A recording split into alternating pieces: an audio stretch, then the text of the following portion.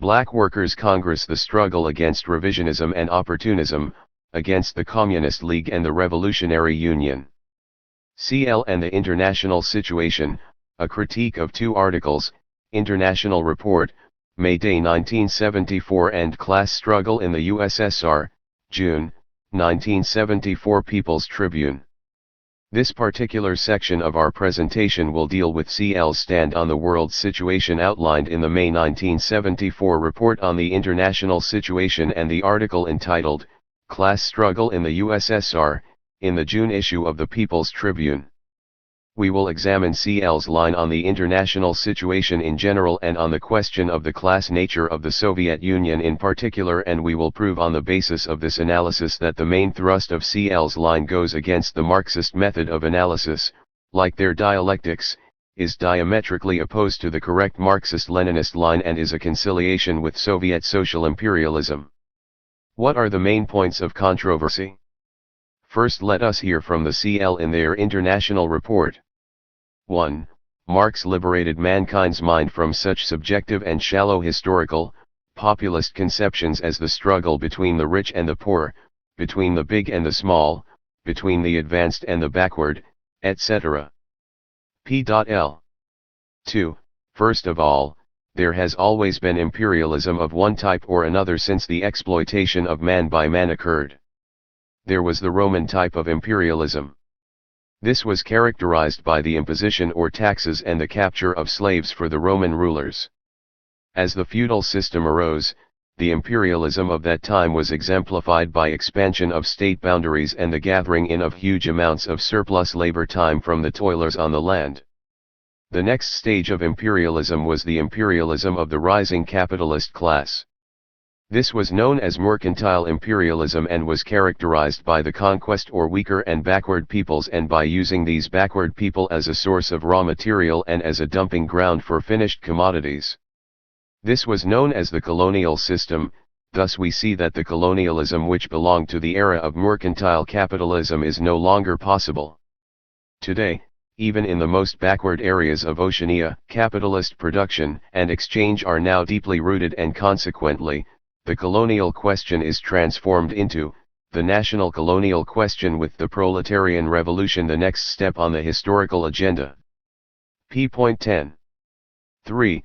There is a concept arising today that we are in a new era, an era of the sundering of the world into 3 separate worlds, or as some are now proposing 4 worlds.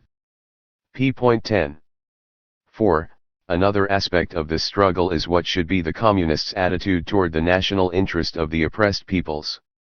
Should the leading factor be to support the national interest, which can only be bourgeois interests, or should the leading factor be proletarian international interests? It is clear that it is impossible to unite the various national interests against imperialism. P.11. 5. It is clear that such terms as superpowers are perfectly acceptable to the USNA rulers because it tends to shield the class character of the most ruthless imperialism the world has ever known. P.11. 6. Thus we are not dealing so much with superpowers as we are with gigantic imperialist states, states that have a greater capacity to revolutionize the means of production, greater human resources, and hence insatiable need to expand a constantly restricted market. It is not so much that we are dealing with superpowers as the fact that we are dealing with highly concentrated imperialism. P.11. 7. By the same token, no matter what the contradictions are between the imperialists, they cannot help but constitute a bloc. Their vital interests even in time of war compel them to unite against socialism. 8. History shows us that it is incorrect to assume that the struggle that is going on is for the control of Europe. It is for the control of the colonies that is represented by the control of Europe. P.11. 9. A year ago the entire left was projecting that the USNA imperialists were heading for their immediate doom. This line spread from Gus Hall's lame duck in troubled waters to the rantings of the New Left. A concrete analysis by the leadership of the Communist League disclosed that far from entering into its immediate doom, USNA imperialism was expanding its hegemony and tightening its grip on the dependent areas of the world. Pages 11 and 12. 10. However, today everyone must admit that the situation between the USSR and China, which is growing daily more dangerous, made it possible for the USNA imperialists to consolidate. And consolidate they have. It is not that the imperialists have been able to create situations that are favorable to them. But the situations that occur in the course of the struggle are more easily turned to serve the imperialists because of their hegemony. The situation in the Near East certainly proves this point. However, it should be kept in mind that a good part of the ability of the imperialists to secure their hegemony has been the pursuance of an incorrect line on the part of some revolutionaries. p. 12. 11. We must be careful to see that while USNA imperialism is consolidating its position, it is also moving into a crisis. This crisis is the result of the real solid victory of USNA imperialism. In this crisis we are bound to see the formation of blocs against the victor, development of a trade war. Italy has already imposed a tariff to protect the national industry, and finally, an inevitable war of redivision of the world market. p. 12. So there you have it. On at least 11 points the CL line is diametrically opposed to the line put forward by the Chinese, Albanians, and the rest of the anti-revisionist communist movement. Let us examine this anti-Marxist hodgepodge. CL sets the stage as usual with another famous statement of Marx. Marx liberated mankind's mind from such shallow, historical, populist conceptions as the struggle between the rich and the poor, between the big and the small, between the advanced and the backward, etc. P.L. CL is trying to invoke Marx's authority here to use it later on in their attack on the term superpower and the line of the Chinese and Albanians. And, as usual, they give no reference as to where Marx said this or in what context he was speaking. After Marx's famous statement on dialectics, can we believe them now? Then they say that there has always been imperialism. In the technical sense of the term imperialism, derived from the Greek imperiali, meaning a policy of territorial expansion, this is true. But those various types of imperialism existed in different epochs. Lenin said, colonial policy and imperialism existed before this latest stage of capitalism, and even before capitalism. Some, founded on slavery, pursued a colonial policy and practiced imperialism. But general disquisitions on imperialism, which ignore, or put into the background, the fundamental difference between social economic systems inevitably degenerate into the most vapid banality or bragging.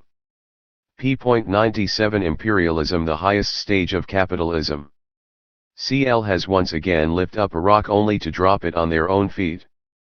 CL continues to violate the fundamental dialectical principle of the particularity of contradiction when they blur over distinctions between different social systems.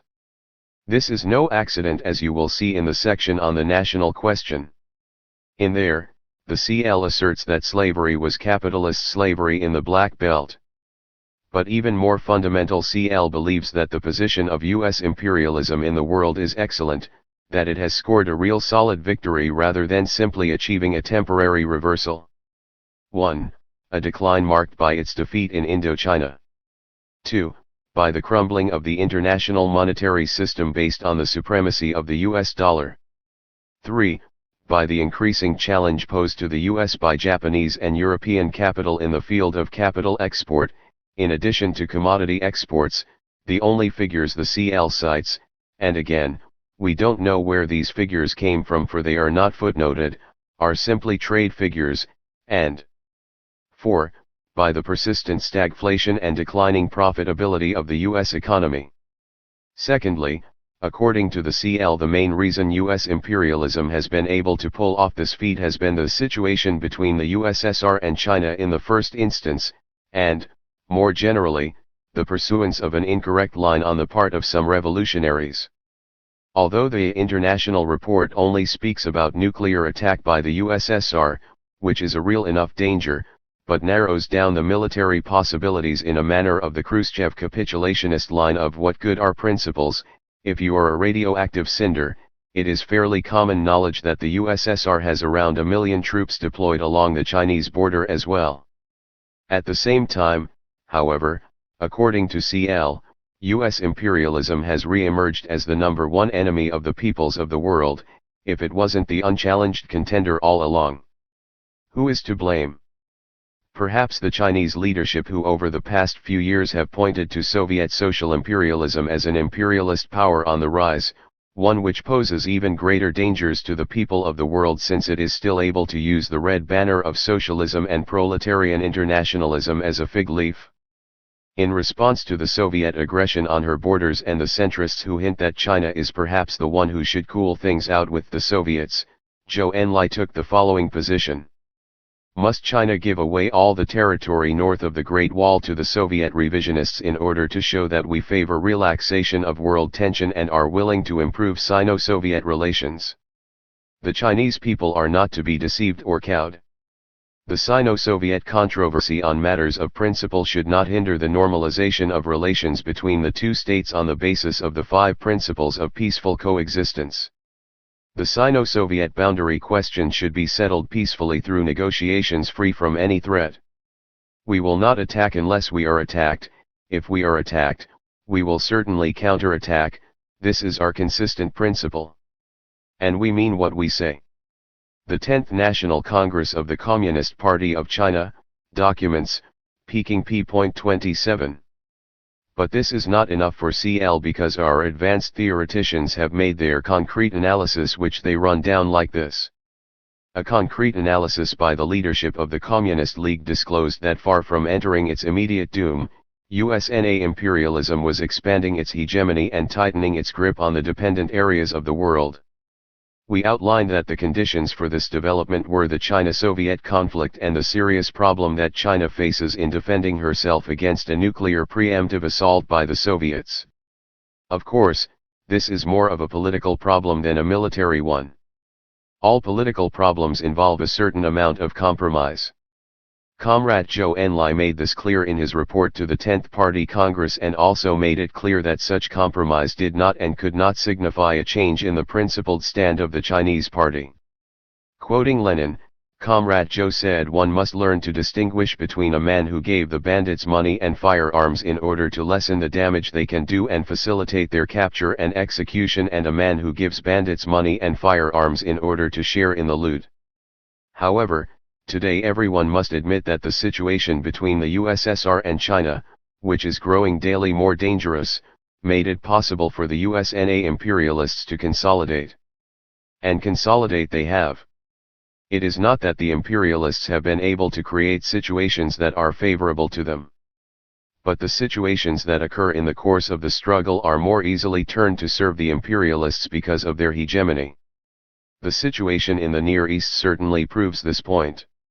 However, it should be kept in mind that a good part of the ability of the imperialists to secure their hegemony has been the pursuance of an incorrect line on the part of some revolutionaries. People's Tribune 574 p.12. It appears that what CL is suggesting by reproducing Zhou Enlai's quotation from Lenin is that in fact the Chinese comrades, through their policy of standing firm in the face of Soviet aggression and blackmail, and of relative relaxation towards the US, have actually given the US bandits the money and firearms they needed to capture an increasing share of the world's loot, markets, political hegemony, etc.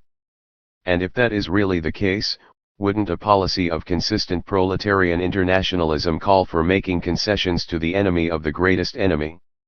On the question of Sino-Soviet relations, we can see that CL unites with the position pushed by the anti-revisionist conciliators of social imperialism. But, some comrades may want to argue here, perhaps what CL suggests is correct, and the Chinese comrades have miscalculated the relative danger posed by each of the superpowers. We can only answer that basically what we are dealing with is a question of class stand and not the balance of power, and this has always been the position of the Chinese and Albanian comrades. Some say that what is meant by unity of action is not ideological unity on the basis of the general line, but unity of action for individual problems of world politics such as the question of Vietnam, the security of Europe and Asia, the Middle East, disarmament, etc.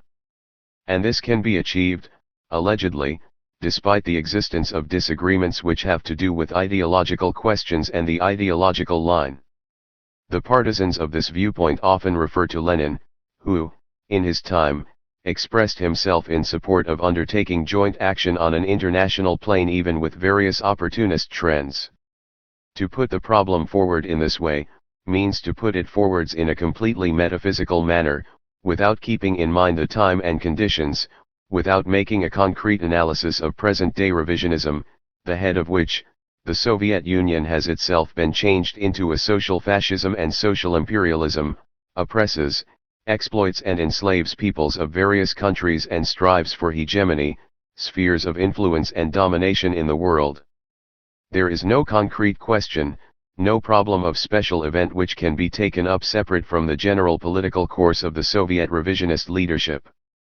To put forward and to accept unity of action with Soviet revisionism in such conditions would mean to forget its class essence, to adopt an opportunist stand, to come to its aid precisely at a time when it finds itself in great difficulties caused by internal, external factors, and when more than ever before, it has a need for such aid. To accept unity of action with the revisionists today means to betray the interests of socialism, of the world proletarian revolution, of the oppressed peoples. Today it is impossible to fight with success against US imperialism and to carry forward the cause of socialism and proletarian revolution and the liberation of peoples, without exposing, fighting, and destroying revisionism and its anti-imperialist demagogy. Therefore the Marxist-Leninists are guided by the principle, no unity of action with the modern revisionists, the offspring and close ally of imperialism, but battle to the end to expose their true features, to bring to light all the baseness of their policy. About some actual problems of the struggle against modern revisionism by Fikretçi in the National Conference of Social Studies, some questions of socialist construction in Albania and of the struggle against revisionism, Tirana, 1971, pages 173-5, future references given as SQSC. CL of course will reject any suggestion that they are calling for unity of action with the social imperialists. And one must give them credit for putting forth their call in extremely veiled terms. CL is, however, quite clear about one force in the world with which one absolutely not unite, under the pain of politically decapitating the working class. And that force is the national bourgeoisie of the nations oppressed and exploited by the imperialists. In the International Report, CL asks, what should be the communists' attitude toward the national interest of the oppressed peoples? Should the leading factor be to support the national interests, which can only be bourgeois interests, or should the leading factor be proletarian international interests? It is clear that it is impossible to unite the various national interests against imperialism.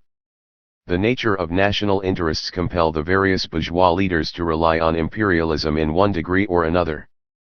But, in fact, the national interests can only be defended from the standpoint of making the international interests of the proletariat the leading factor.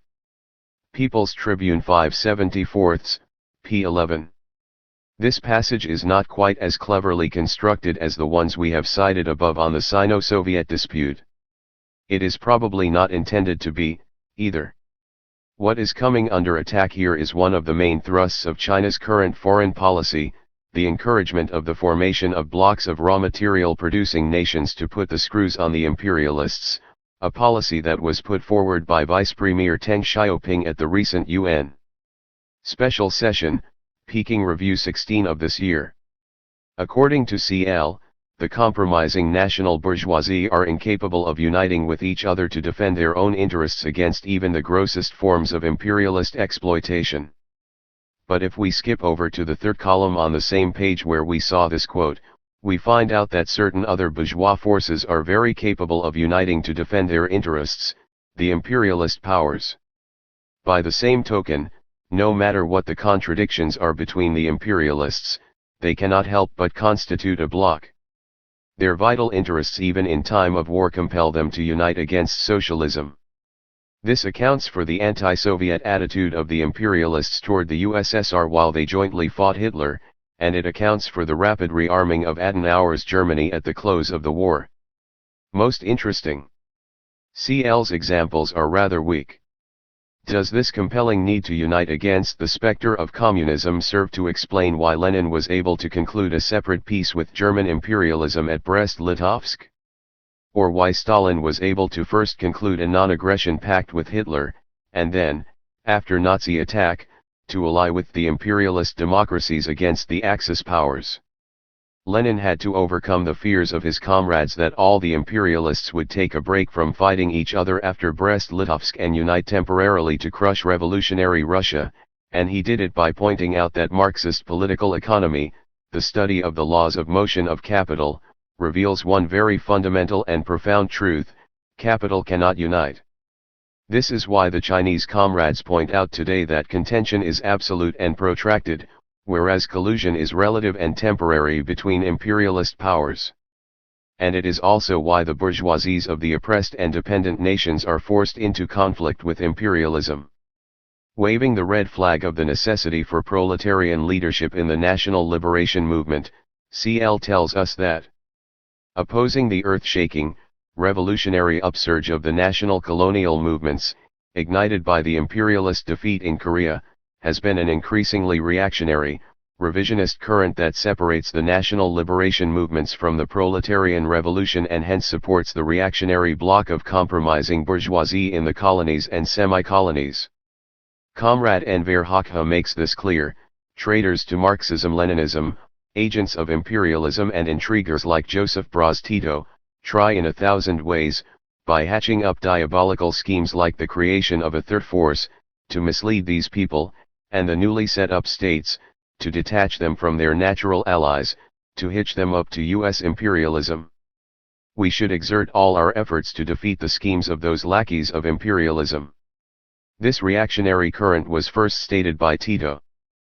But as the center of counter-revolution shifted to Moscow, this support of the compromising national bourgeoisie became the main calling card of Khrushchev and co. This current, which persists in spite of the overthrow of state after state, separates the workers in the dependent countries and helps to block them from achieving hegemony in the struggle. People's Tribune 574. But we must state straight up that CL is waving the red flag to oppose the red flag here. The separation of the national liberation struggle from proletarian revolution, the absolutizing of the national aspect and the support thereby of the bourgeoisie, all of these accusations come from the arsenal of the modern revisionists, and were hurled at the Chinese and Albanian comrades during the great polemics of the mid-60s.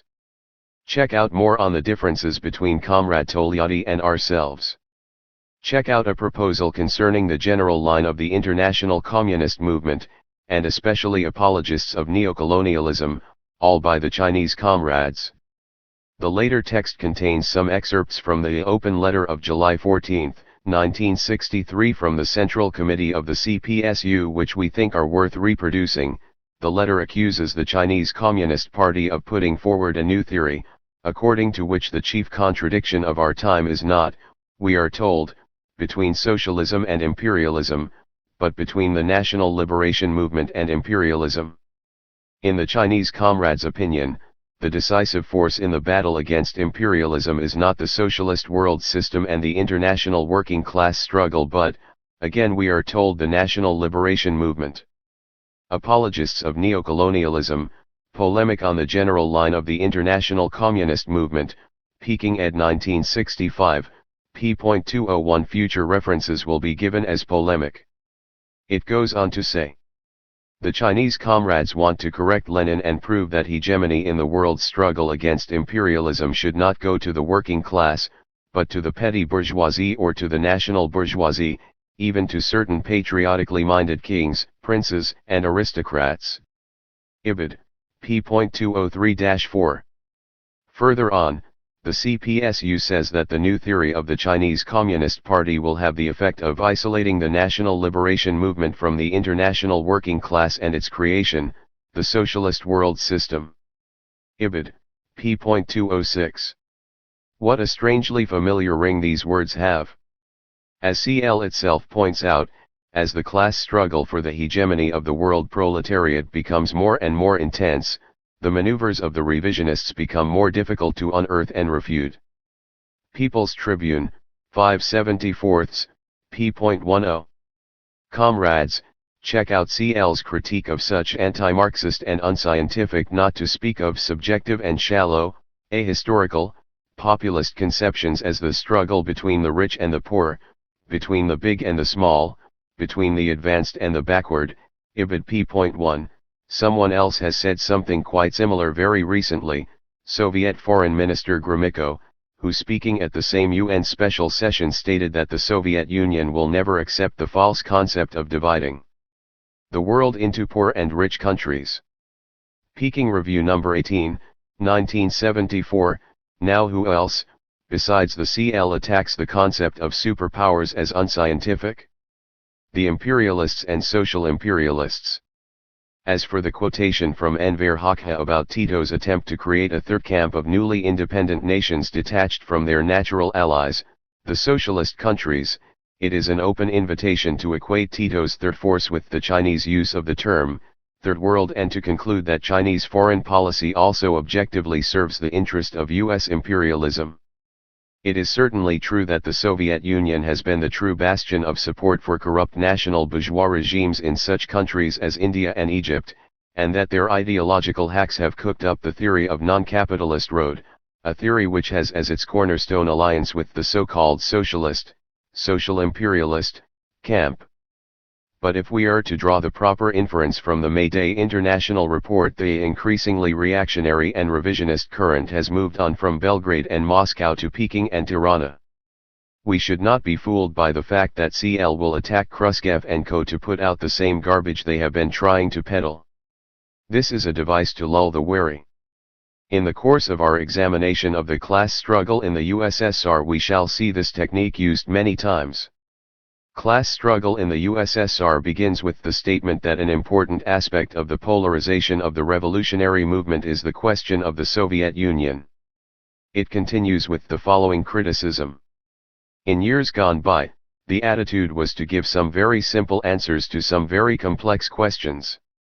This attitude of simplicity, for example, the USSR is a capitalist country, does not allow us to correctly unite with the revolutionaries of the USSR, nor does it allow us to correctly struggle against the bourgeois imperialist elements who hold state power.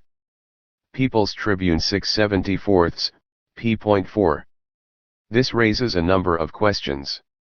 1. If it is simple-minded to say that the Soviet Union is a capitalist country, a charge which is repeated on page 12, in one of CL's typical exercises in the dialectic. One of the extremely harmful tendencies inherited from the period of the victory of revisionism and the rise of the anti-communist New Left is the tendency to see events only in their polarity and disregard the struggle between the poles which condition the polarity, as well as determine their relations. Therefore, as regards the Soviet Union, there are the childish expressions that the USSR is either socialist or capitalist without ever taking time to study the forms that the class struggle takes. Then what kind of socio-economic formation is it? What does it mean then to say that bourgeois imperialist elements hold state power? That these forces are only bourgeois and imperialist in their ideology? Revisionism is, of course, bourgeois ideology within the socialist movement. But imperialism, as Lenin took such great pains to point out in his struggles with the revisionists of his day, the great orthodox Marxist Koski at their head, is not a phenomenon that occurs in the superstructure, it is not a policy. Imperialism is the highest stage of capitalism, a stage that is characterized not only by a striving after annexation and plunder, the sort of loose definition that enables CL to talk about Roman and mercantilist imperialism in the international report, but by a. the predominance of monopolies in economic life, b. the merger of bank and industrial capital into finance capital, c. the export of capital, d. the formation of international trusts and cartels which divide the world market, and e. the completion of the territorial division of the world by the capitalist great powers.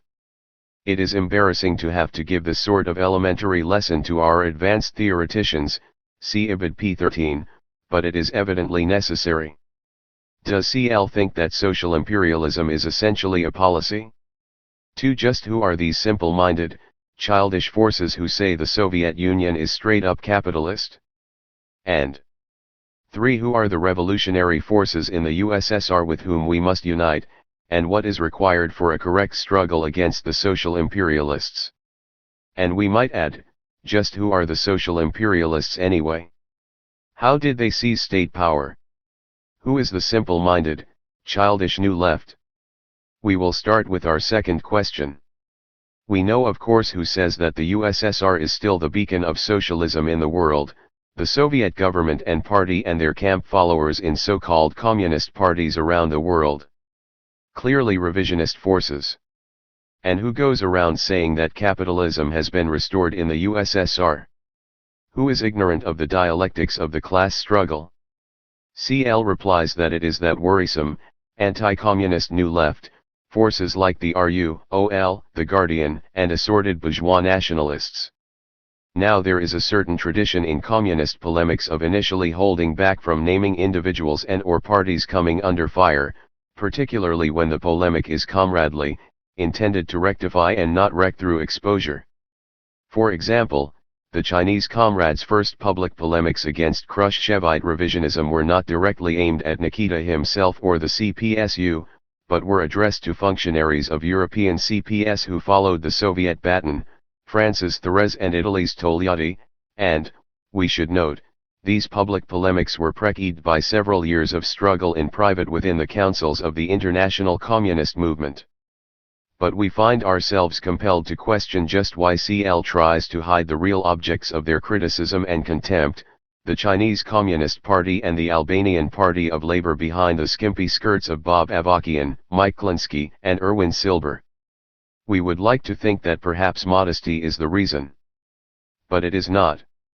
On page 12 of the USSR article, we read that our Communist League has set itself the most difficult and drawn-out task of organizing the proletariat of this country for the overthrow of capitalism and the establishment of socialism. Hey, whatever happened to the rest of us North American Marxist-Leninists who were supposed to be uniting to build a multinational communist party? And on page 13, after stating that the key to the class struggle in the USSR is the isolation of the Brezhnev gang in the international communist movement, they continue. We have a gigantic role to play in this isolation. It can only be played by an organization of advanced theoreticians, an organization that makes the exposure and isolation of their own revisionists their central task. It is precisely because the situation in the USSR is building toward a climax that the Communist League must not follow the path of seeing the worrisome New Left as the main revisionist danger, but carry out their international duties to the Soviet people. Clearly, it is not modesty that holds back CL's pen. What is it?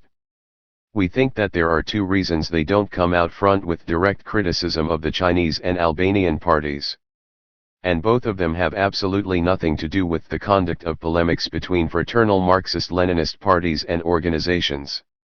CL's first reason for not openly attacking the CCP and PLA can be found sandwiched in between the snide put-down of Peking's 1974 May Day, the most passive May Day in history, and the hypocritical paragraph praising the CCP and its leadership at the end of the international report.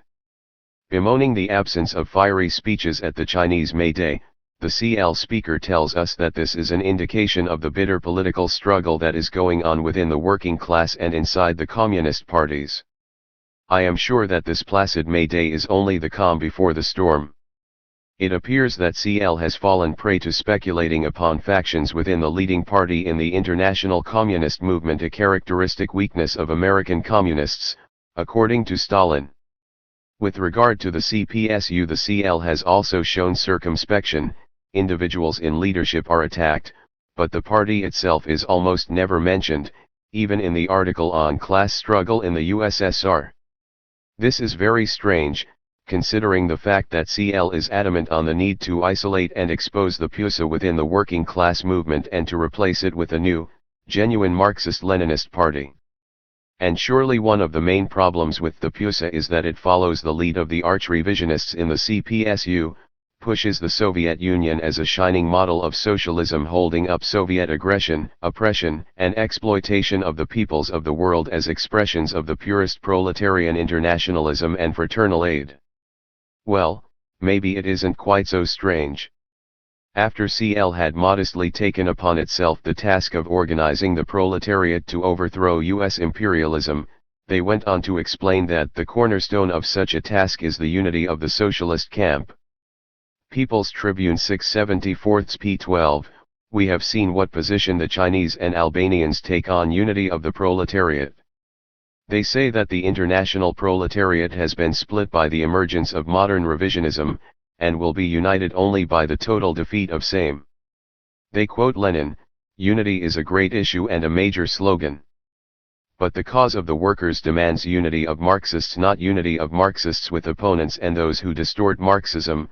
PLA, p. 337, and as for defense of the socialist camp, the Chinese say straight up that as a result of the emergence of social imperialism, the socialist camp which existed for a time after World War II is no longer in existence. Peking Review 76, p. 6. China, Albania, North Vietnam, and North Korea cannot be said to constitute a cohesive bloc economically or even politically. So who is CL talking about building unity with and defending? The CPSU, the Soviet social imperialists, and the compradori bourgeoisie of the former people's democracies. And here again, just as CL justifies its attack on the genuine Marxist-Leninist parties by hinting darkly of bitter political struggle going on within them, it justifies its silent recognition of the CPSU as a genuine communist party by hinting at all sorts of sharpening contradictions within the imperialist clique. And since CL does not acknowledge that capitalist restoration has been completed in the USSR, they suggest that social imperialism, unlike the unhyphenated variety, is just a vicious policy which can be reversed by a change in personnel. Dump Brezhnev, stem the capitalist tide? Throw the bum out? Call for new elections to the Central Committee? Just who are the simple-minded new leftists? What forces are CL speculating on? Unfortunately, we will have more to add on this topic further on. There is a second reason why CL hesitates to openly attack China and Albania. CL's leadership knows that it can pick up some quick and easy brownie points in certain circles by attacking, or seeming to attack, the RU et al. But if they come out and directly attack the Chinese and Albania line, CL will be isolated just as quickly and easily within those same circles, which they need to build their party. So they are forced to play it cool. Let's review their method, which we analyzed in the international report. The goal is to get over a critique of the Chinese line on the international situation, and of the Albanian line as well. See the 1965 article Revolutionary Marxism-Leninism Will Triumph in a Europe Pregnant with Revisionism, PLA, pages 343 to 388, but especially pages 365 to 374, and the speech delivered by the Albanian foreign minister at the UN. Special session in Peking Review, number 17, 1974, a critique which matches the Soviet distortions and slanders against that line almost word for word. And how do they do it? By saying that it is really the Soviet revisionists, whom we all just love to hate, who are putting out that line and then attacking it. If any momentary doubts are aroused, hey, didn't I read something like that in Peking Review last week? A quick jab at the Soviet revisionists will put our little minds to rest. We accept the critique at face value, and its poison has entered our system. It is really quite clever in its way, but not quite Marxist-Leninist. Evidently, our advanced theoreticians believe that they can speculate on our appalling ignorance of Marxist-Leninist theory and of the great struggles that have been waged in the communist movement against pseudo-Marxist swindlers like Trotsky, Khrushchev, Liu Shaoqi and Lin Piao, in order to pass off sham Marxism-Leninism as the genuine article and paint the genuine upholders of Marxist-Leninist theory and practice, our Chinese and Albania comrades, as simple-minded childish anti-communists and /or revisionists. If we fail to study and let ourselves be taken in by this sort of thing, we will richly deserve the contempt that the CL so obviously has for us. The question of the roots of capitalist restoration. How is it possible for a socialist country, a country where the proletariat had seized state power under the leadership of their vanguard party, to revert to capitalism? Let us compare how CL answers this question with the position put forward by the Chinese and Albanian comrades. In this presentation we will mainly be citing Albanian texts since they deal with both the domestic economy of the USSR and certain political questions such as the degeneration of the CPSU, in more detail than the Chinese materials available in English.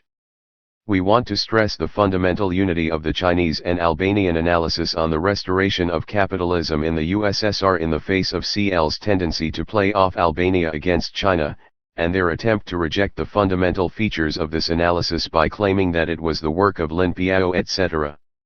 We will also be referring to some of our own research on the topic. The answer to this question ultimately lies in the fact that socialism does not drop from the sky. It comes into being through revolution within capitalist society, and as Marx wrote in the Critique of the Gotha Program, is thus in every respect, economically, morally and intellectually, still stamped with birthmarks of the old society. Furthermore, socialist countries do not exist in a vacuum, but in a world in which imperialism still dominates. For a long time the communist movement thought that the main danger of capitalist restoration lay in the violent overthrow of the proletarian state by foreign imperialists in alliance with the deposed old exploiting classes. History shows that there is nothing naive about this view. However, the experience of the USSR shows that capitalism's world predominance generates strong ideological and economic pressure on socialism from without, which can bring about peaceful bourgeois revisionist degeneration within a socialist country.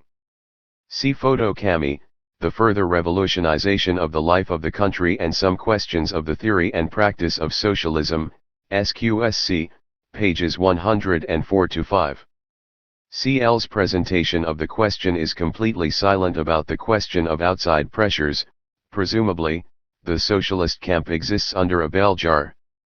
And their treatment of the question of the birthmarks of the old society, which they correctly make the focus of their examination, is curious to say the least. CL appears to unite with the Chinese and the Albanians in saying that in the Soviet Union counter-revolution triumphed through seizing control of the superstructure, state, and cultural apparatus. The real turning point in the USSR was Khrushchev's doing away with the dictatorship of the proletariat and substituting for it the state of the whole people. Of course, this meant the dictatorship of this privileged bourgeoisified strata that had existed since the birth of the USSR, but which lay dormant under the heavy hand of Stalin. The Soviet state is an imperialist state. The imperialists hold state power and are rapidly and aggressively attacking the socialist relations of production. People's Tribune 6/74, p. 1. All well and good. However, the heart of their analysis is actually radically different from the Chinese/Albanian account. And when we examine it carefully, as we did CL's treatment of the national liberation movements, we find ghosts and monsters hiding beneath the quotes from the classics and the dialectical phraseology. Let's turn to the beginning of their article on class struggle in the USSR, People's Tribune 6/74, p. 4. How does CL approach the question of the superstructure? With their usual profound dialectical method. We can see that we can fundamentally divide the superstructure into its dialectical entities, both the objective and subjective parts. The objective part of the superstructure is consciously developed by the victorious class after a battle, that fundamentally is the state. The state is represented by a constitution and the necessary laws to define that constitution, and the military and police apparatus, prisons, etc., which enforce those laws. This conscious element is constructed to safeguard and develop the productive relations which are the basis of the specific society. Alongside of the conscious aspect of the superstructure, there arises a reflection of the subconscious class struggle, art, literature, political forms, etc. What we want to emphasize is that the subconscious element arises on the basis of the established productive relations, and over a period of time tends to reflect and coincide with those relations of production, emphasis added. This passage is written in the most general terms, and we must give CL the benefit of the doubt that they are not talking about dictatorship of the proletariat. However, even taking that into consideration, we must point out that their definition of the so-called conscious element, the state, slurs over the fundamental Marxist-Leninist definition of the state. The state is an organ of class rule, an organ for the oppression of one class by another. It is the creation of order which legalizes and perpetuates this oppression by moderating the conflict between the classes. All states exist to deal primarily with the class contradictions arising out of the productive relations, and not with the development of the productive relations themselves, as CL's definition would indicate. And we know that the incorrect treatment of the question of the state is one of the warning signals of revisionism. What specific things does CL have to say about dictatorship of the proletariat in this article? At the time of the socialist revolution and the development of the dictatorship of the proletariat, relationships between people for the first time are stood on their feet. During all previous historical epochs the base arose, at least in part, under the superstructure of the class about to be overthrown. But the dictatorship of the proletariat leaps into existence without any base whatsoever. In fact, the main task of the superstructure, that is, the dictatorship of the proletariat, is to form the base for it to develop on, emphasis ours. There is so much that is incorrect in this paragraph that it is hard to know where to begin in criticizing it. First, there is a certain deliberate ambiguity in the way CL uses the word base. Marxist-Leninists understand that the economic base of any given socio-economic formation has two aspects, the forces of production and the relations of production. Which does CL mean?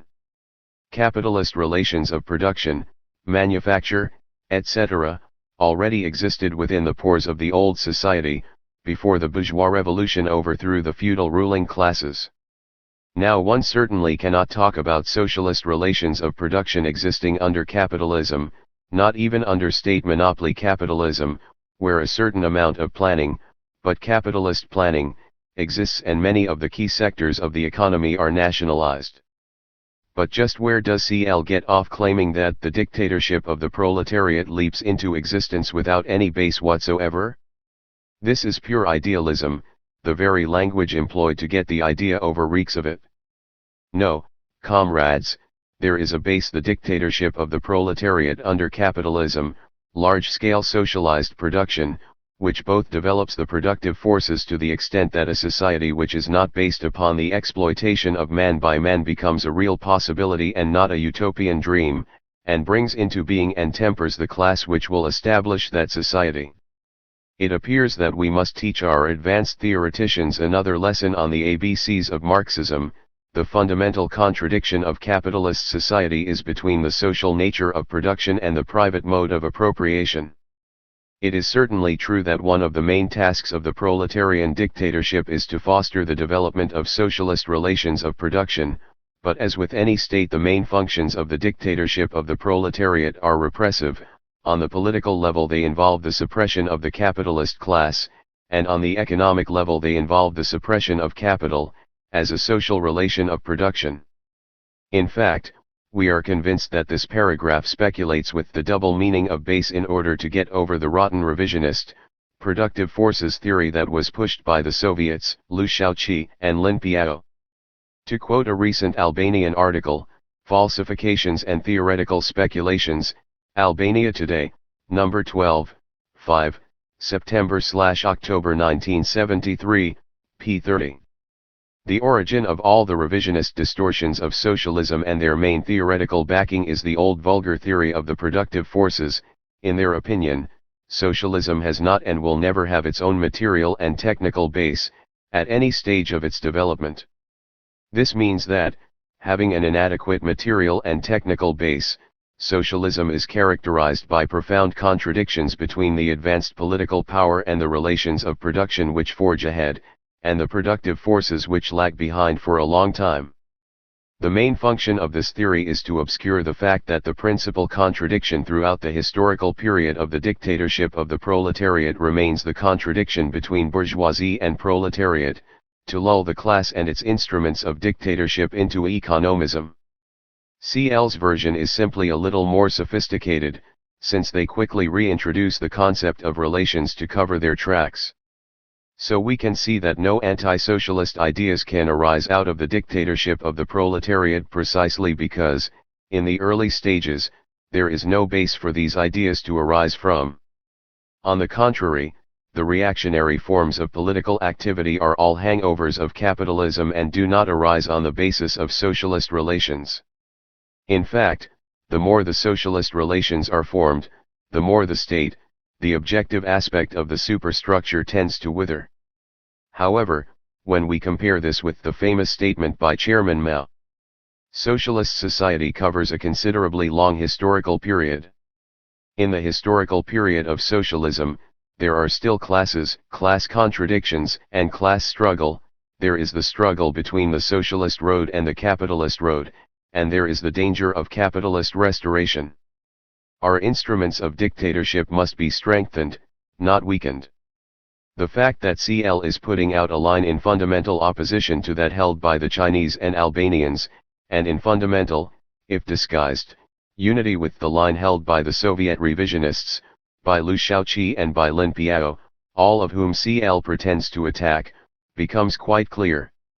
The same combination of economism and of the purest idealism is even more sharply revealed on p12, where CL writes, Lenin very well understood that the danger of the restoration of capitalism was a very real possibility and a very grave danger, a danger that could be overcome only with the development of the socialist man. In this sense Lenin wrote, without all-sided state accounting and control of production and distribution of goods, the power of the toilers, the freedom of the toilers, cannot be maintained and a return to the yoke of capitalism is inevitable. We agree that socialist planning is an absolute necessity. But all-sided state accounting and control is not sufficient to effect the passage from what Marx described as the lower stage of communism, socialism, in which society still bears the birthmarks of capitalism, to the higher stage, communism itself. Again CL quotes Lenin, but then omits reams of Lenin on the same subject. The classics of Marxism describe what must occur during that transition in fairly concrete terms.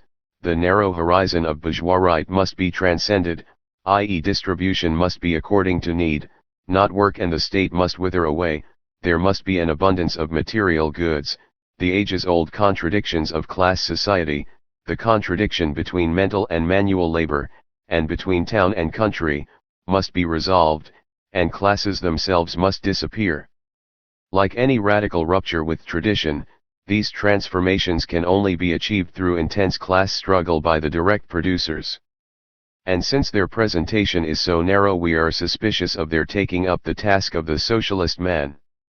That task has been taken up by petit bourgeois revolutionaries like the late Che Guevara, by Trotskyite intellectuals like the late Isaac Deutscher, and by hidden Confucians and Soviet agents like the late Lin Piao.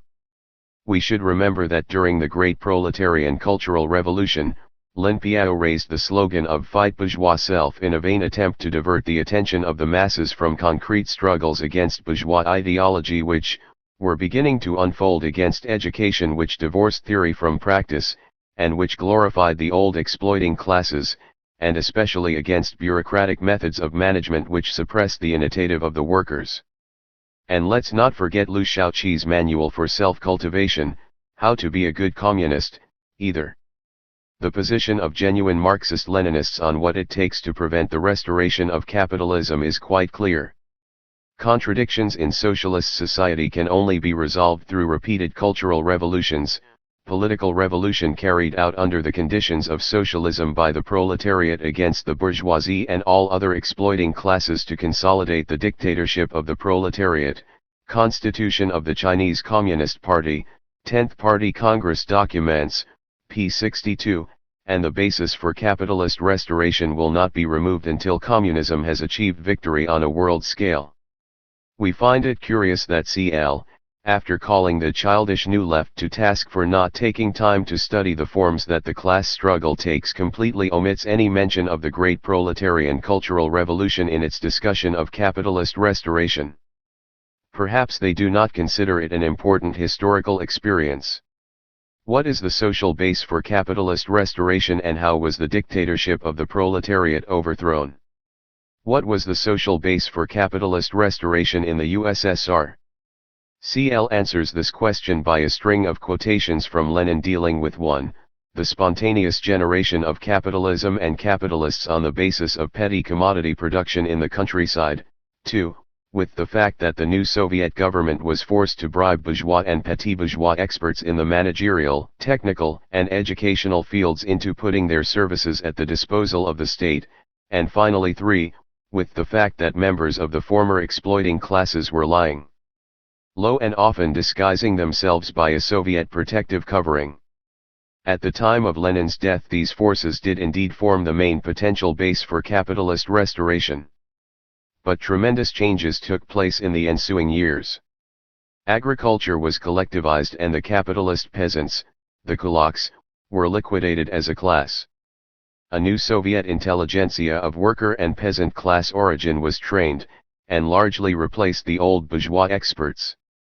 To the extent that they absorbed their teachers' world outlook as well as expertise, aspired to the same lifestyle and occupied the same place in a social division of labor inherited from capitalism, this new Soviet intelligentsia became a potential bourgeois force. The most important change since Lenin's death was the building up of a powerful industrial base and a system of state planning. The factories were run on the basis of one-man management, with the factory party cell keeping a watchful eye open for any abuses, while overall economic direction was provided by the central planning apparatus, also under strict party control. Because of the objective place they occupy in production, the managers of the factories were another prime category for a new bourgeoisie. Since responsibility for implementing the plan was often still in the hands of alien class elements, the planned production goals for each factory were elaborated down to the very last detail. This called for a tremendous inflation of the state's economic apparatus, a vast bureaucracy controlling production, but separated from it, sprang up. This too was an important potential base for capitalist restoration. But because the means of production were nationalized and operated under centralized control, and because the Communist Party sets political and economic priorities and guides the work of the state apparatus, it was the high state and party officials who were the best situated to restore capitalism, should they abandon their proletarian class stand and adopt a revisionist line. And according to the Chinese and Albanian comrades, it was precisely this group of corrupt officials who peacefully overthrew proletarian rule and established themselves as a new bourgeoisie, based on their control over state property. After the establishment of social ownership over the means of production, and after the liquidation of the exploiting classes as classes, the most dangerous internal enemy of the dictatorship of the proletariat is bureaucracy. It was precisely the bureaucracy and bureaucrats who undermined the dictatorship of the proletariat in the Soviet Union. Engels, Lenin, and Stalin have all spoken about the danger of bureaucracy, but despite this danger has never been appreciated and combated as it should have been. The further revolutionization, SQSCP.119.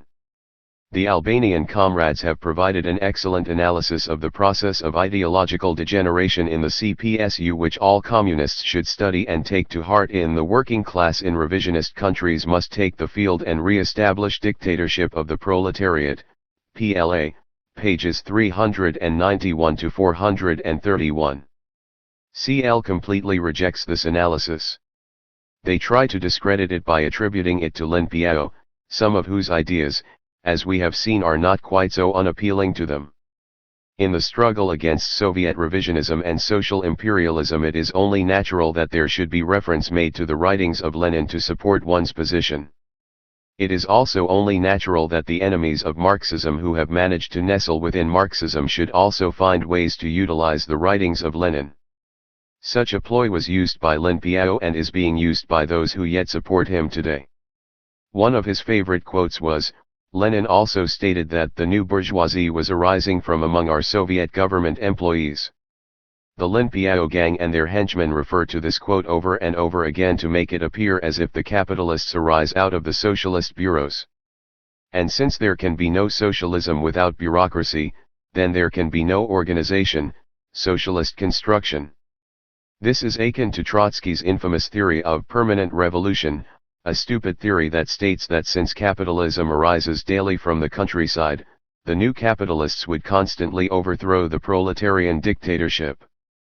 At the very worst, the bureaucracy is the condition for the development of capitalist commodity production and exchange, but in no way can provide such a base because the bureaucracy is an administrative body and not a productive process.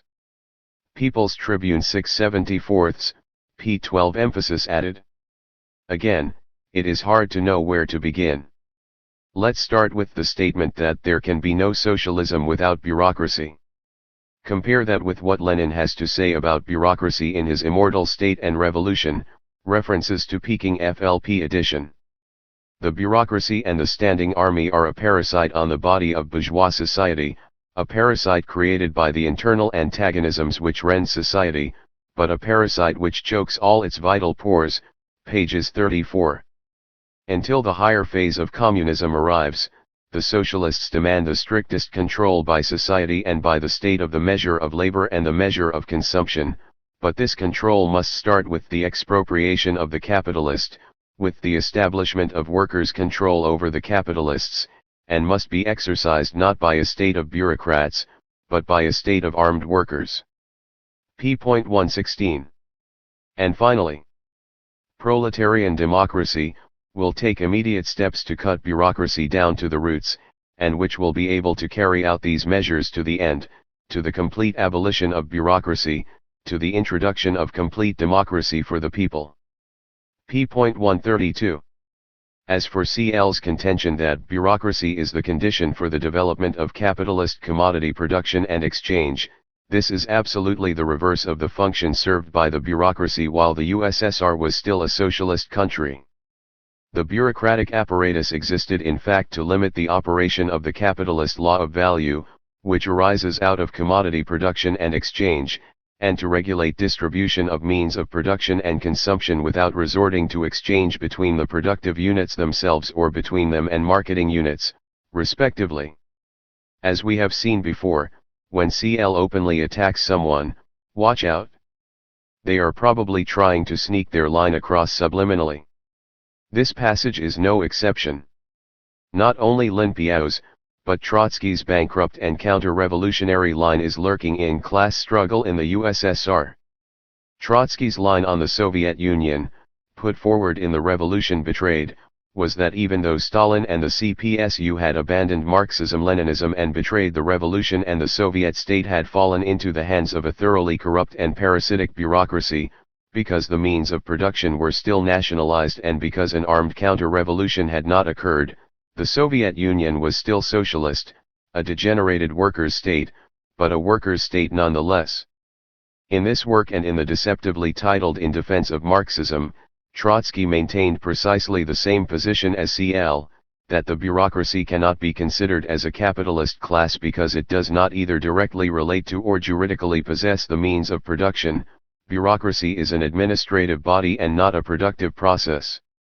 In their phony attack on Trotskyism, CL distorts the infamous so-called theory of permanent revolution. In fact, there is much more to it than pessimism about the establishment of socialism in one, primarily agricultural, country. In essence, it is a theory which states that the proletariat has no need for allies, that it can and must go it alone in the struggle. And in fact CL puts forward this very line in the International Report when they write, "We take our stand with Lenin that whoever in the slightest way detracts from the struggle for the hegemony of the working class aids the bourgeoisie in its efforts to politically decapitate the working class." People's Tribune 574, p.10. The second major aspect of the theory of permanent revolution is that stages can be skipped in making the revolution. This means that regardless of whether the immediate political tasks confronting the revolutionary movement are democratic or socialist, the proletariat should only fight for its own dictatorship.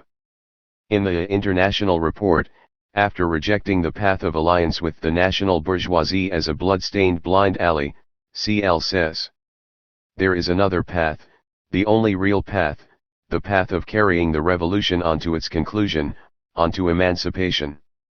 This can only be accomplished by the overthrow of all imperialism and all capital, including the national capital. This is the experience of China, Albania, North Korea, and North Vietnam." Ibid, p.12. As theory this is straight up Trotskyism. And as history it is a lie. The countries given as examples in fact all went through a two-stage revolution, a new democratic stage in which national capital was not completely overthrown, and then a socialist stage in which it was. A final example of CL's pushing the line of Trotskyism in opposition to the Marxist-Leninist line of the CCP and PLA on the question of capitalist restoration concerns just what forces exactly did carry out the overthrow of the dictatorship of the proletariat and how they did it. In his article The Further Revolutionization of the Life of the Country and Some Questions of the Theory and Practice of Socialism, Comrade Photo Kami gives a concise rundown of the main features of the revisionist counter-revolution in the USSR. There are three special features which distinguish the revisionist counter-revolution from the counter-revolutions known up until today. Differently from other counter-revolutions, it was not carried out by the old former ruling classes overthrown from the state power, but by a new bourgeois class, which was formed gradually in the conditions of socialism as a result of the bourgeois influence from inside and the pressure of imperialism from outside. It did not begin from below but from above, from the leading cadres of the class which is in power, who degenerated into bourgeois elements and who, for the achievement of their purposes even used the party in power and the existing state. It was not carried out by the use of the armed force but was carried out in a peaceful manner, disguised with socialist phraseology, gradually eroding from within the socialist system. Whether or not we allow the peaceful revisionist counter-revolution to appear depends on us alone. The revisionist counter-revolution is not an objective law of the development of socialism because it does not stem from the nature of socialism itself, as revolution stems from the very nature of capitalism. SQSC, pages 84 to 86. Compare with CL's account. Describing the bourgeoisie that has usurped power by means of an armed coup d'état as a new bourgeoisie, in the sense of arising on the basis of socialist productive relations in the USSR, is entirely incorrect. People's Tribune, 674 p.4, emphasis added. For obvious reasons, the modern revisionists, who spend so much time preaching about the possibility of a peaceful transition to socialism to the proletariat of the capitalist countries, and to the toiling masses of the nations oppressed by imperialism, consider a peaceful counter-revolution an impossibility. This is also the official line of Trotskyism, which insists on proof of an armed overthrow and dismantling of the apparatus of the workers' state and of the re-establishment of individual ownership of the means of production, before it will consider the possibility that the USSR is no longer a degenerate workers' state but is actually social imperialist. The CL position represents the second line of defense for this bankruptcy. To those who believe, or are on the verge of believing that the working class is no longer in command in the USSR, CL will concede that which the revisionists and Trots refuse to concede, that dictatorship of the proletariat has been overthrown. But, it was overthrown by overt force and violence, by an armed coup d'état. And thus the Trot/revisionist line sneaks in the back door once again. This line was adhered to by yet another force dedicated to the overthrow of the dictatorship of the proletariat and transforming the party from the vanguard detachment of the class into a bastion of reaction, Linpiao, the hidden agent of Soviet social imperialism.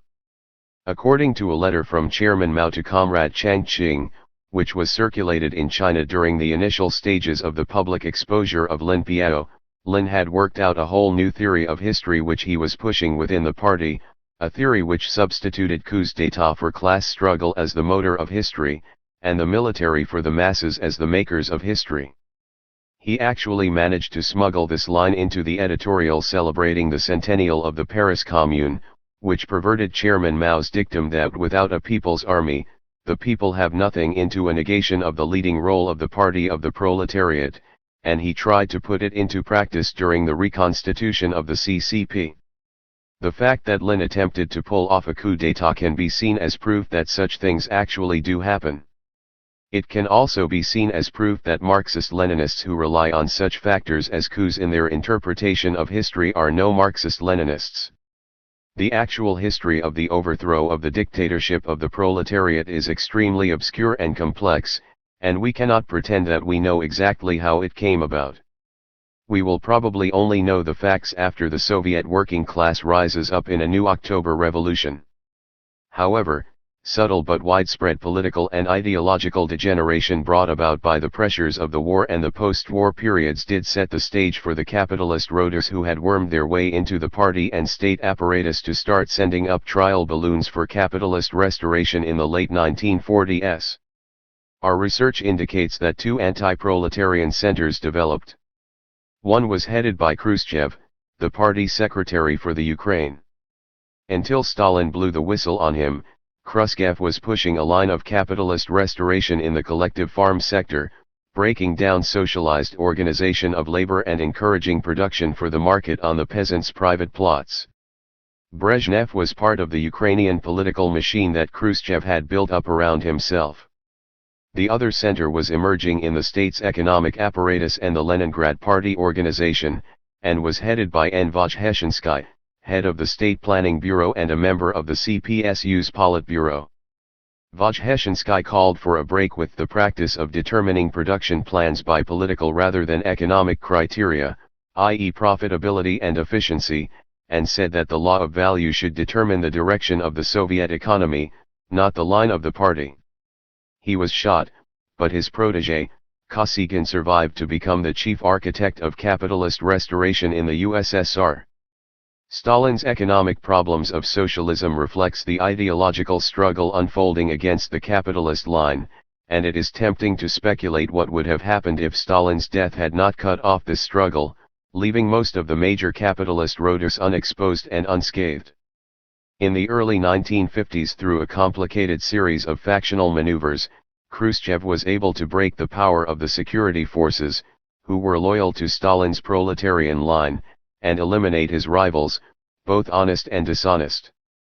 By 1956 he had consolidated his position and line sufficiently to come out publicly against the most fundamental theories and principles of Marxism-Leninism at the 20th Party Congress. This attack took three forms. First, the attack on Stalin. This was basically an attack on 30 years of proletarian rule, and served both to disorient honest cadre and to signal to the hidden revisionists and capitalist roaders in the USSR, and in other socialist countries and communist parties as well, that the time had come to crawl out of the woodwork. Second came the so-called doctrine of the three peacefuls: peaceful coexistence, peaceful competition, and peaceful transition to socialism.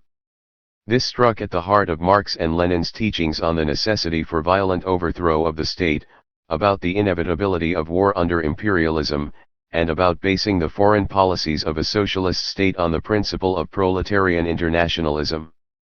What this doctrine meant in practice was the transformation of communist parties from revolutionary into reformist parties, the abandonment of the national liberation struggles, and a policy of collaboration with U.S. imperialism.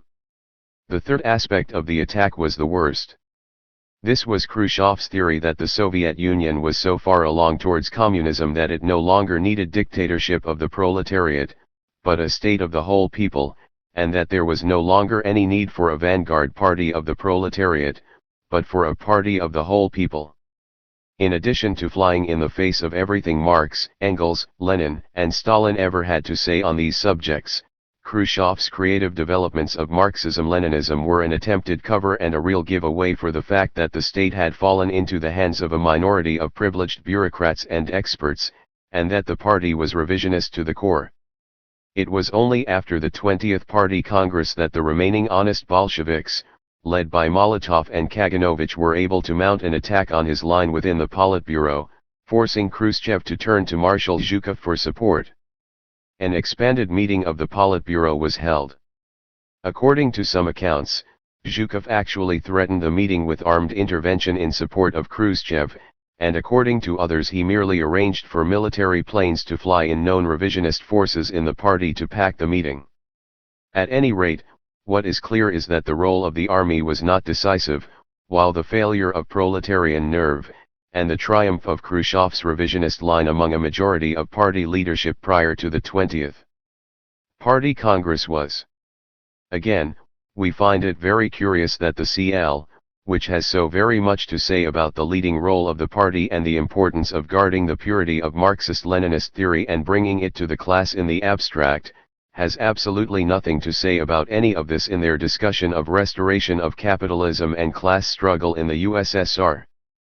Perhaps the party and theory only have a leading role to play before the seizure of state power? A few references to revisionism just will not cut it. We agree with the Chinese and Albanian comrades that the question of political line, that is, the concrete application of Marxism-Leninism, determines everything, and that the party is the key link in either moving forward to communism or backward to capitalism. How CL arrests the development of capitalism in Russia. Has capitalism really been restored in the USSR? Yes, say the Chinese and Albanian comrades. Yes, but, says CL. Is there capitalism in the USSR? Yes, there is, and plenty of it. The Soviet state is an imperialist state. The imperialists hold state power and are rapidly and aggressively attacking the socialist relations of production. In a sense of the word, the Soviet capitalists are faced with the problems of the capitalist of 500 years ago, that is, how to accumulate funds into the hands of a few and how to expropriate a freeholding producer and reduce him to the level of proletarian. This cannot be done simply by a law or by decree, but by theft, extortion, and rip-off of the worst kind, and by separating the producer from the means of production. People's Tribune 6/74, p. 13. This is pure nonsense. The Soviet capitalists are not back at square one. Socialism rests, we would like to remind our advanced theoreticians, on social property of the means of production. By seizing the state and changing its class character from proletarian to bourgeois, the Soviet bourgeoisie found itself at one stroke the proud possessor of a very considerable industrial base, a nationalized banking system, and the most productive gold mines outside of South Africa. Clearly the main problem facing the new Soviet bourgeoisie is not the primary accumulation of funds. Nor is it diverting the wealth produced by the Soviet working class into their own lavish personal consumption by voting themselves larger salaries. Their fundamental problem is to transform these funds, these means of production, into capital, to function as capitalists. The expansion of value becomes his subjective aim, and it is only in so far as the appropriation of ever more and more wealth in the abstract becomes the sole motive of his operations, that he functions as a capitalist, that is, as capital personified and endowed with consciousness and will. Use values must therefore never be looked upon as the real aim of the capitalist, neither must the profit on any single transaction. The restless never-ending process of profit-making alone is what he aims at. Karl Marx, Capital, Volume I, pt 2 Chapter 4, International 1967, p. 152-3. And what does it mean for the means of production to function as capital, for state funds to be employed as capital? Marx answers. Thereby, that as an independent social power, i.e. as the power of a part of society, it preserves itself and multiplies by exchange with direct, living labor power. The existence of a class which possesses nothing but the ability to work is a necessary presupposition of capital. It is only the dominion of past, accumulated, materialist labor over immediate living labor that stamps the accumulated labor with the character of capital. Capital does not consist in the fact that accumulated labor serves living labor as a means for new production. It consists in the fact that living labor serves accumulated labor as the means of preserving and multiplying its exchange value. Karl Marx, Wage Labor and Capital, International, 1933, p. 30. CL is thus quite correct when they say that the Soviet working class must be effectively separated from the means of production, so that they are once again a class which possesses nothing but the ability to work. But the Soviet worker in no way resembles the isolated freeholding producer of 500 years ago, who can only be separated from his means of production through extreme violence, precisely because the means of production are so puny. In the USSR, capitalism began, and socialist construction completed the transformation of the means of production into gigantic, truly social instruments, which the worker can master only collectively, both in the process of production itself and in the form of social property. Thus, the overthrow of the dictatorship of the proletariat already means that the worker has been separated from the means of production, since it is through his ownership of the state that the worker owns and controls the means of production, particularly in the earlier stages of socialist development, when the social division of labor inherited from capitalism still is in force. CL obscures this fact because to acknowledge it would mean saying that there is not simply plenty of capitalism in the Soviet Union, but that the Soviet Union has a capitalist mode of production. And we intend to show on the basis of facts conveniently ignored by CL in this article, that the Soviet bourgeoisie has not only formally, through the seizure of state power, but practically transformed the Soviet working class into a class of wage slaves. CL devotes almost a full page to facts which illustrate the social imperialists' offensive against the socialist relations of production. These relations of production would appear to have as their major content strict state accounting and control of production and distribution, the centralization of funds, and the subordination of the factories to the state. Thus, the picture CL paints of capitalist restoration revolves around the weakening of centralized planning, the substitution of a single index, profit, for a host of centrally planned production directives and the retention of profit by the enterprise, to be used for the payment of bonuses to management and workers, and the weakening of state control over collectivized agriculture through the abolition of the machine tractor station network. In discussing the transportation experiment, they show how the enterprises were able to retain the bulk of the profits.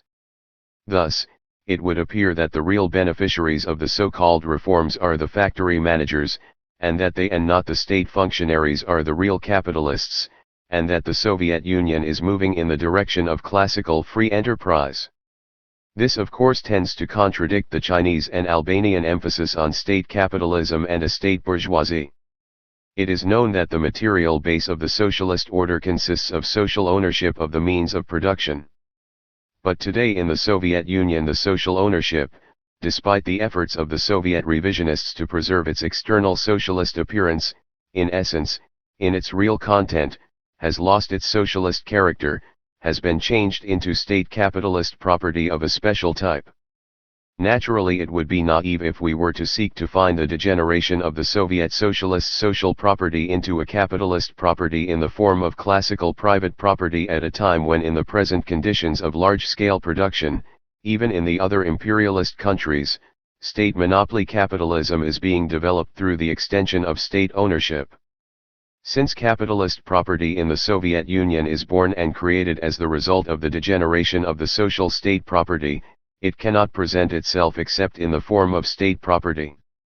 Fikret Chihua, about some actual problems of the struggle against modern revisionism, pages 155 to 56.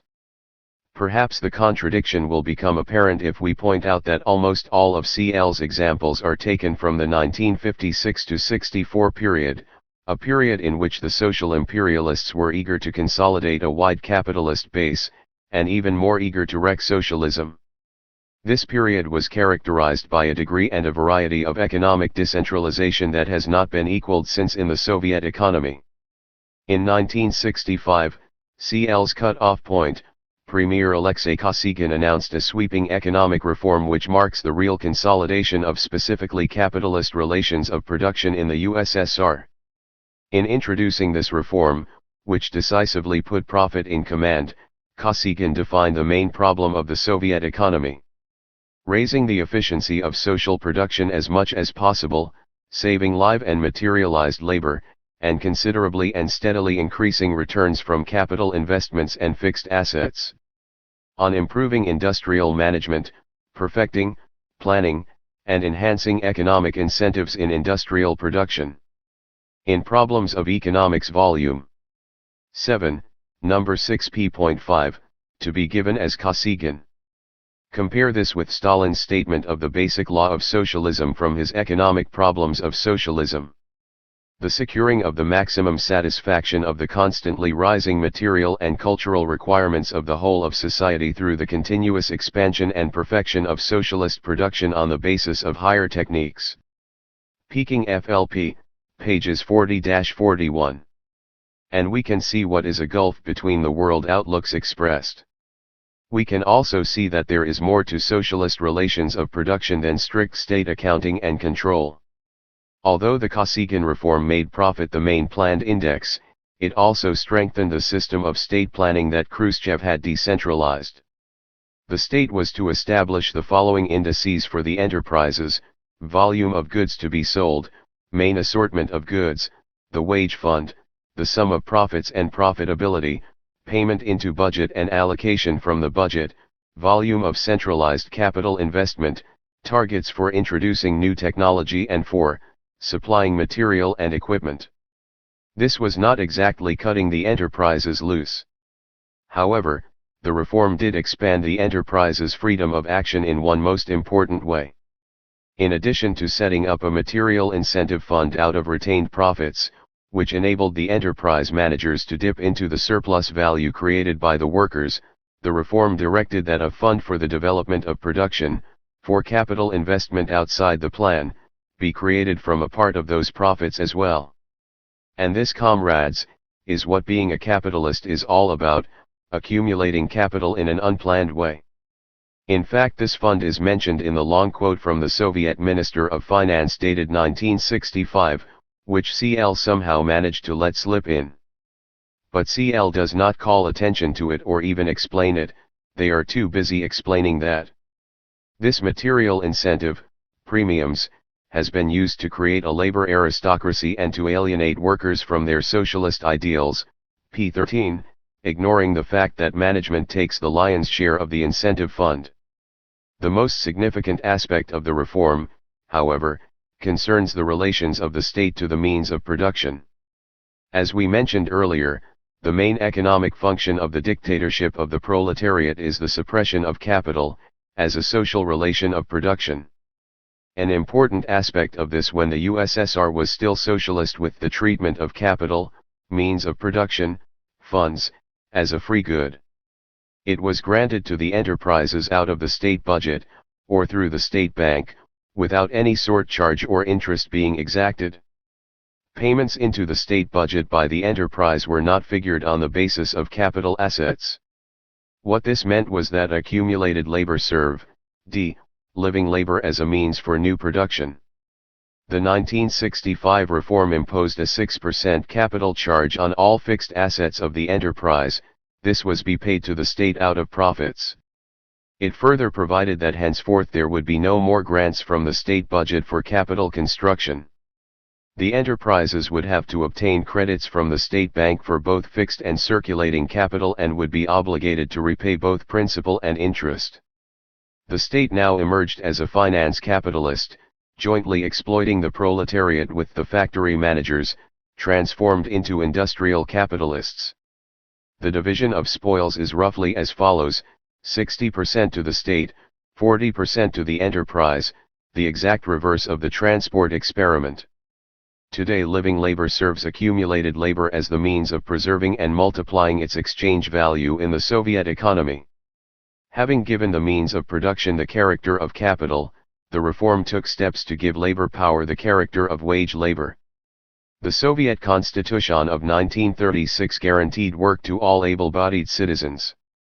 Under socialism, the plan had turned that promise into a reality by setting out for each enterprise how many workers they must hire, what level of wages they were to be paid, and what rate of productivity was to be achieved, in addition to setting a general lump sum wage fund. The economic reform provided that the central planners set only the wage fund. This enabled the managers to hire, or to lay off, as many workers as he pleased, as long as he met his other planned obligations, maintaining a set rate of profitability being the primary one. Wages can also be determined in a more arbitrary manner as well, under this new system. In his speech setting out the new system, Kosygin revealed that there have been proposals that the wage fund of an enterprise also not be assigned from above. But to discard the planning of the wage fund would be premature.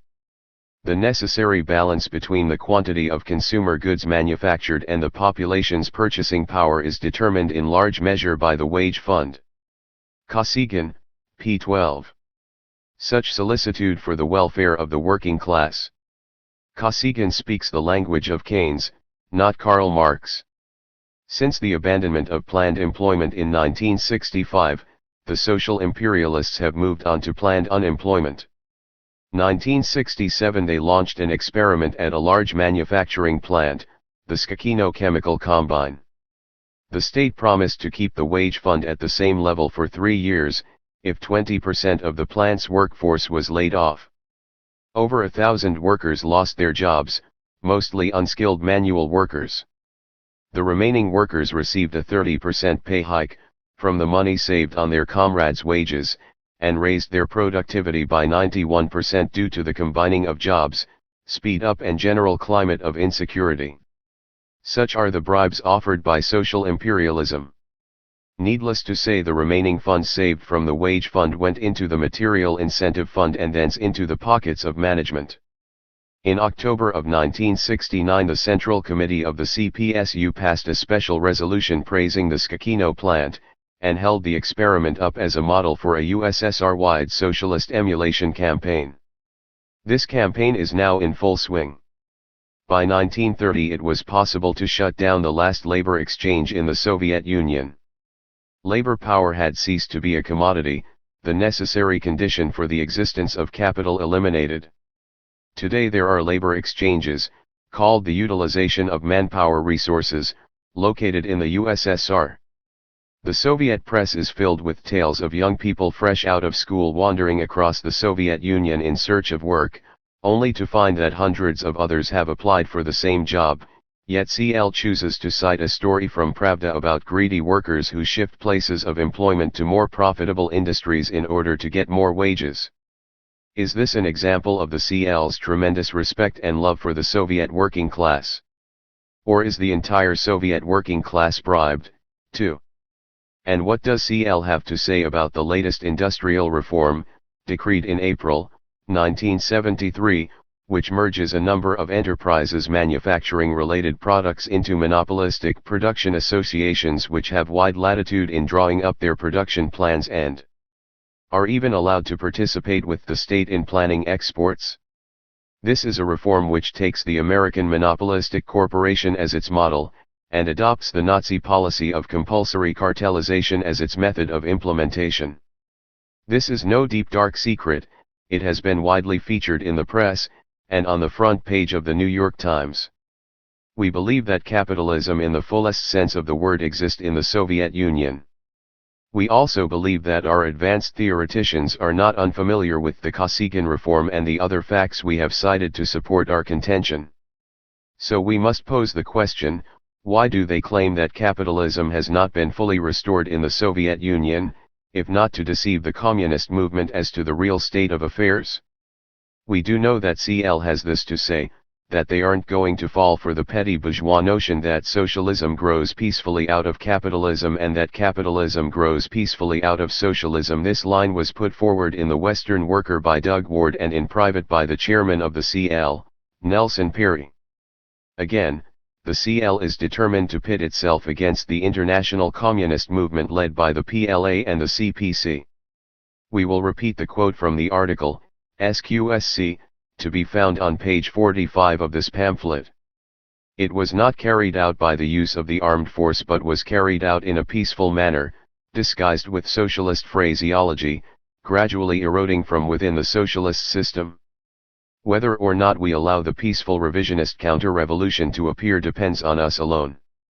The revisionist counter-revolution is not an objective law of the development of socialism itself, as revolution stems from the very nature of capitalism, SQSC, pages 84 to 86.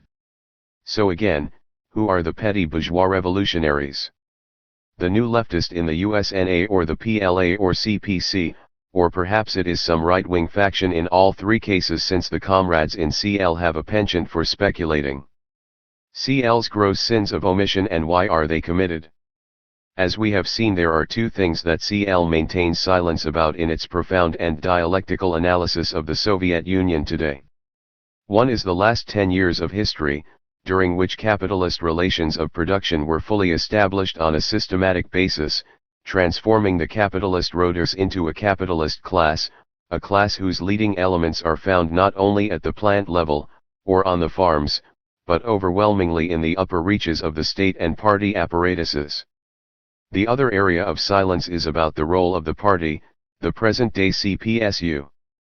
Why do they do this, comrades? First of all, because they are pushing a line of conciliation with Soviet social imperialism. The Soviet social imperialists already have the pusa to say that the Soviet Union is the world's greatest socialist country and the CPSU is still the great party of Lenin, glorious and correct. They also have cowardly, spineless, characterless rats like the buffoon and the horse's friend, C.J. Mumford, who recently published an article in Freedom Ways praising the Soviet Union to high heaven. But nonetheless, there are a lot of people who just ain't listening anymore. So a CL comes along screaming and talking loud about revisionism and the need to build a party in the USNA, and at the same time saying that there is plenty of capitalism in the USSR but capitalism has not yet been restored, to also pass over the nature and role of the CPSU in silence, while attacking the line of the CPC and the PLA in a whisper, a frontal assault now and then and a whole lot of hints. CL is social imperialism's second line of defense in the workers' and communist movement in the USNA. Listen to how the dialecticians of CL talk about the loss of political power by the Soviet proletariat. Therefore, it is quite necessary for us to see that the entire period of socialism, i.e., the dictatorship of the proletariat, is a period of fierce class struggles that are not always won by the proletariat, but historically are lost by the bourgeoisie. In history it appears that social progress is an upward and onward motion. However, in life, progress is an extremely jerky process that is characterized by leaps, backsliding, crisis, the destruction of the negative followed by another great leap.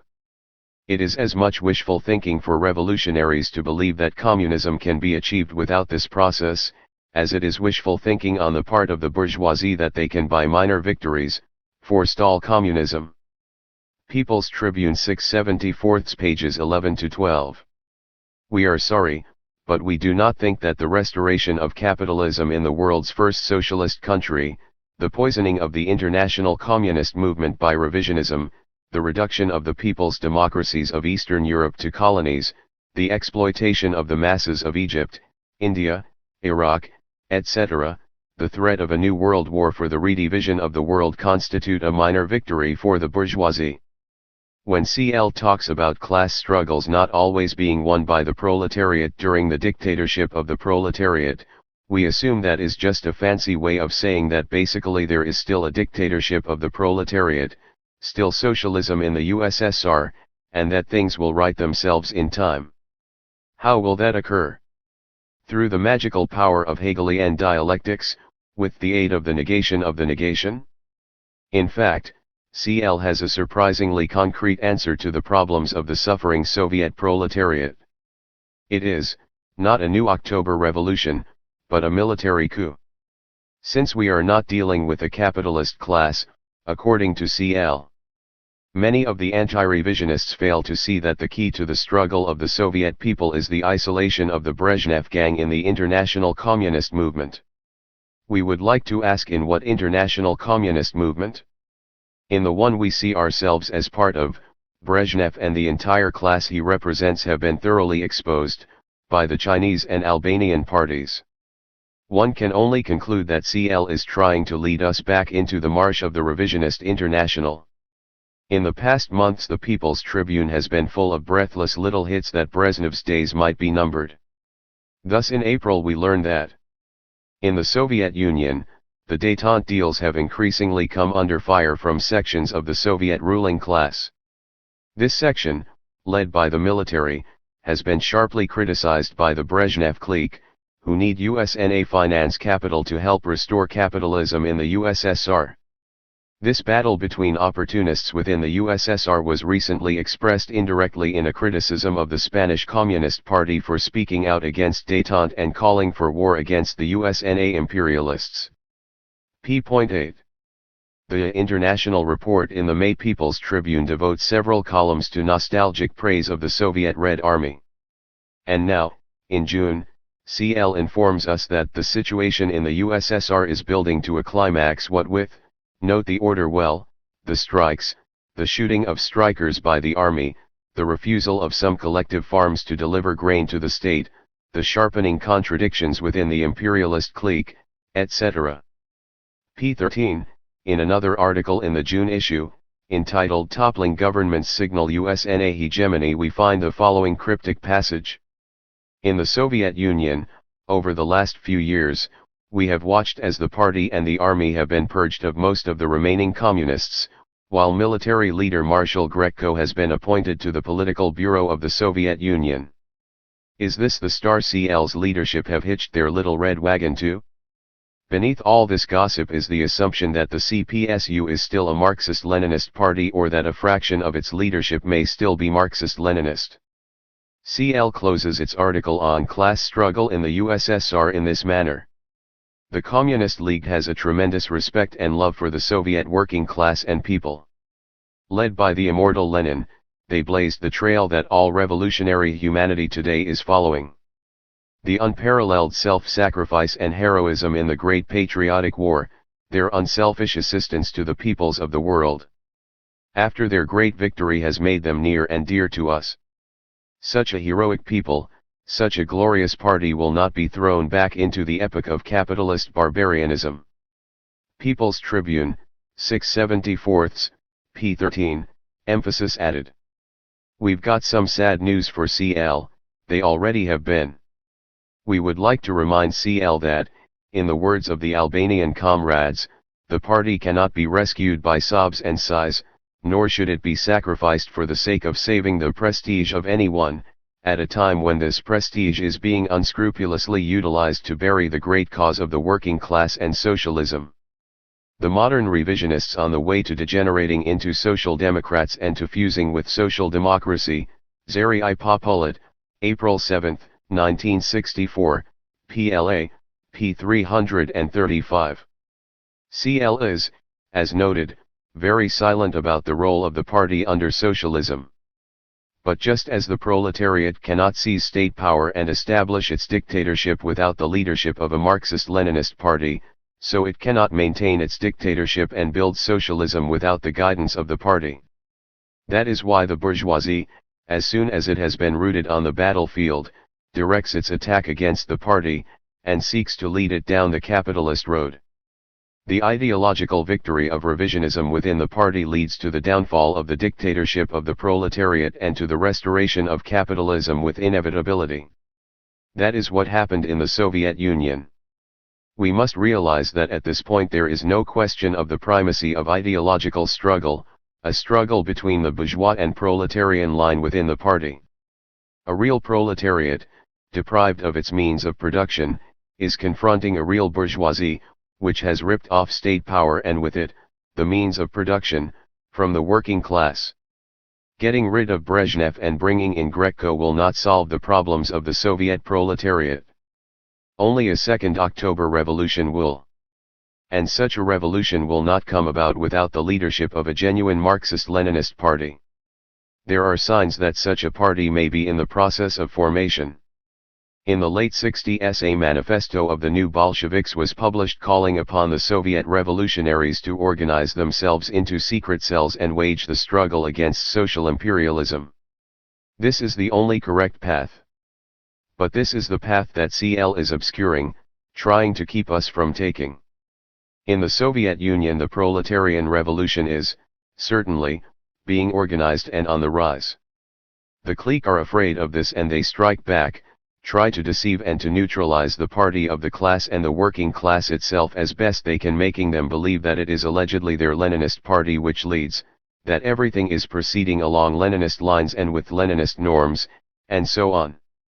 Amongst these illusions we should also include those historically realistic ideas on Stalin which certain career-seeking, degenerate army generals and marshals have started to write, with a view to throwing dust in the eyes of the masses and of genuine revolutionaries. But the Bolshevik revolutionaries and the Soviet working class are not to be deceived for long.